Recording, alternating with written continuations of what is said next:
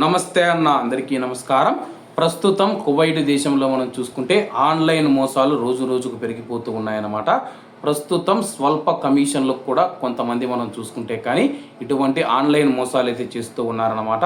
అనుమానాస్పద బ్యాంకింగ్ లింకుల ద్వారా మనం చూసుకుంటే కువైట్లోని ప్రజలను ప్రలోభ పెట్టినట్లు ఆరోపణలు అయితే వస్తూ ఉన్నాయన్నమాట.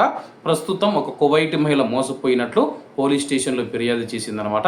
ప్రస్తుతం కువైట్లోని ఒక వ్యక్తి మనం చూసుకుంటే కానీ ఎటువంటి అనుమానాస్పద లింకులు పంపించకుండా, అలాగే ఎటువంటి ఓపీలు అడగకుండా ఒక మహిళ యొక్క బ్యాంకు ఖాతా నుంచి మనం చూసుకుంటే 1640 దినార్లు అయితే కాజేయడం జరిగిందనమాట. ఆమె ఖాతా నుంచి పెద్ద మొత్తంలో డబ్బు విత్డ్రా అయినట్టు ఆమెకు మెసేజ్ వచ్చింది. మార్చి 28వ తేదీన మనం చూసుకుంటే 2 దఫాలుగా 1640 దినార్లు తన యొక్క బ్యాంక్ అకౌంట్ నుంచి కట్ అయ్యాయని చెప్పి మెసేజ్ రావడంతో వెంటనే ఆమె బ్యాంకు అధికారులను సంప్రదించింది. బ్యాంకు అధికారులను సంప్రదించిన తర్వాత ఇది ఒక స్కామ్ అని తేలడంతో ఆమె వెంటనే పోలీస్ స్టేషన్కి వెళ్ళిందనమాట.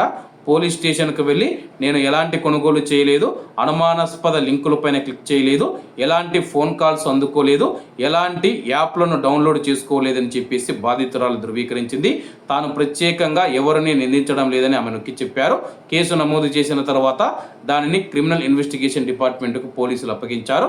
ఈ విభాగం ఘటనకు సంబంధించి అన్ని పరిస్థితులను వెలుకు తీసేందుకు విచారణ ప్రారంభించింది. విత్డ్రా చేసిన సొమ్మును ఒక పౌరుడి ఖాతాకు బదిలీ చేసినట్లు విచారణలో వెల్లడైందనమాట. ప్రస్తుతం మనం చూసుకుంటే కానీ కువైటీ మహిళ బ్యాంకు నుంచి డబ్బులైతే ఒక స్కామర్ అయితే డబ్బులైతే 60 దినార్ల కమిషన్కి అయితే కొట్టివేయడం జరిగింది.